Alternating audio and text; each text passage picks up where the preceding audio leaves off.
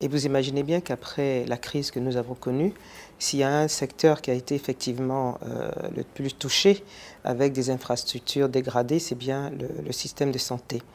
Et donc, il a fallu donc redoubler d'efforts.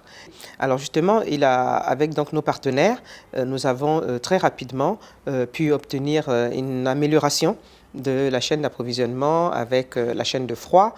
Nous avons également pu obtenir, et ça je remercie beaucoup Gavi, nous avons pu avoir donc du matériel roulant, en l'occurrence des motos, des véhicules pour pouvoir justement sillonner toutes les zones qui n'ont malheureusement pas pu recevoir nos agents vaccinateurs. Il y a encore des endroits en Côte d'Ivoire ici où des populations vivent au-delà de 5 km du centre de santé.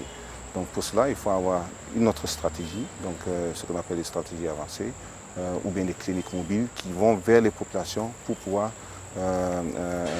vacciner les enfants dans ces communautés. Tout le temps, nous allons, et vu que nous faisons partie de la communauté, l'accès pour nous est facile. Mais il y a des moments où nous avons des difficultés. Il y a des parents qui sont très réticents, qui refusent les vaccinations. La couverture n'était pas bien dans ces districts-là. Et Gavi nous a appuyés pour que nous fassions augmenter le taux de couverture vaccinale dans ces districts-là. Notre rôle, c'est ça. C'est d'intensifier la sensibilisation et puis dire aux communautés quel est le bien-être de la vaccination pour les enfants. On disait que les piqûres fatiguaient les enfants, ça rendait les enfants malades.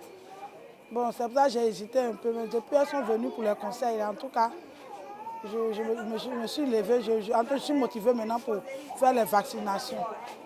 Et donc, cet appui de Gavi nous a permis d'avoir la disponibilité des vaccins, notamment d'avoir accès aux vaccins, le nouveau vaccin qui coûte beaucoup plus cher, d'avoir une chaîne d'approvisionnement avec une logistique qui soit suffisamment efficiente et efficace, et tout cela pour permettre à ce que les activités de vaccination se mènent en routine sur l'ensemble du territoire de Côte d'Ivoire. Et aucun enfant ne doit rester derrière en matière de vaccination.